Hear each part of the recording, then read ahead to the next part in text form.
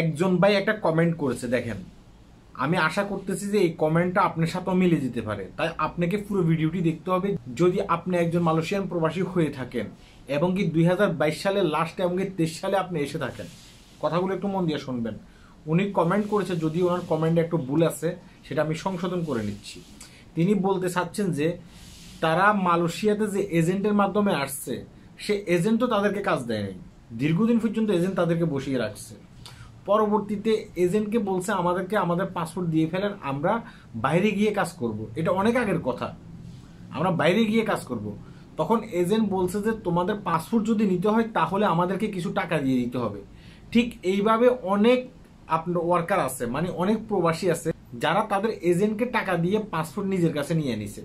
পরবর্তীতে এই এজেন্টগুলো কিছু চালাকি করছে, তারা তো এই লোকগুলোর ভিসা লাগায়নি, এই লোকগুলো বাইরে গিয়ে কাজ করছে। কেউ তাদের ভাই ব্রাদারের কাছে চলে গেছে, কেউ তাদের আত্মীয় স্বজনের কাছে চলে গেছে, কেউ নিজে কাজ খুঁজে নিচ্ছে।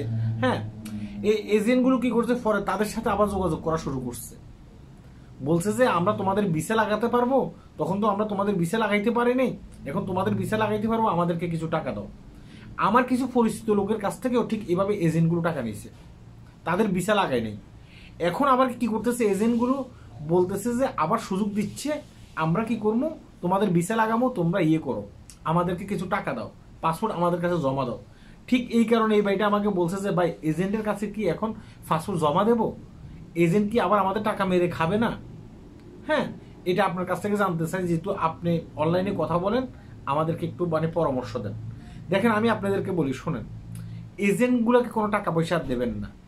আপনারা যারা ওই এজেন্টের মাধ্যমে আসছেন, সে এজেন্ট থেকে তো চলে আসছেন, এজেন্টগুলো পাটপার হয়ে থাকে।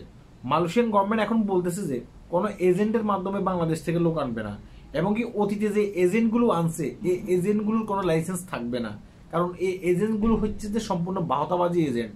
ব্যাংকের ছাতার মতো মালয়েশিয়াতে গর্জিয়ে উঠছে এজেন্টগুলো। হ্যাঁ, এজেন্টগুলোকে এখন দমন ধরানোর টাইম।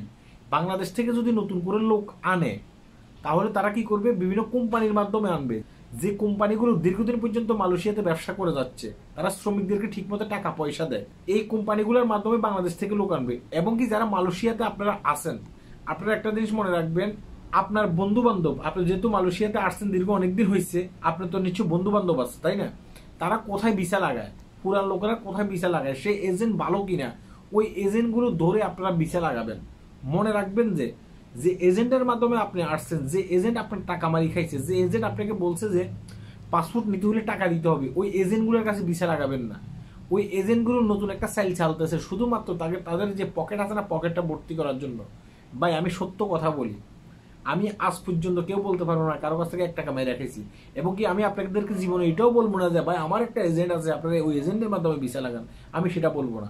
আমি নিজেও কাজ করে ভাত খাই, আর মাঝে মধ্যে ভিডিও তৈরি করি, আপনাদেরকে একটা সঠিক পরামর্শ দেওয়ার চেষ্টা করি, ঠিক আছে? একটা জিনিস মনে রাখবেন যে যে এজেন্ট একবার আপনার সাথে প্রতারণা করছে, সে এজেন্টের মাধ্যমে কখনো ভিসা লাগাবেন না। ওই এজেন্ট আপনার সাথে প্রতারণা করছে, আগামী দিনেও প্রতারণা করবে।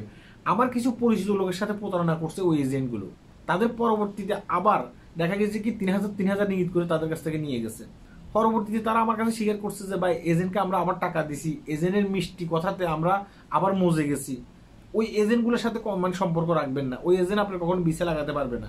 ওই এজেন্টগুলোকে ধীরে ধীরে মালয়েশিয়ান গভর্নমেন্ট কিন্তু বাতিল করতেছে, ঠিক আছে? এটা হচ্ছে খুব গুরুত্বপূর্ণ কথা, ভিডিওটি সবাই শেয়ার করবেন। কখনো যে এজেন্টের মাধ্যমে আসছেন আপনারা, এজেন্ট একবার আপনাদের সাথে প্রতারণা করছে, পরবর্তীতে ওই এজেন্টের মাধ্যমে ভিসা লাগাতে যাবেন না। আল্লাহ হাফেজ।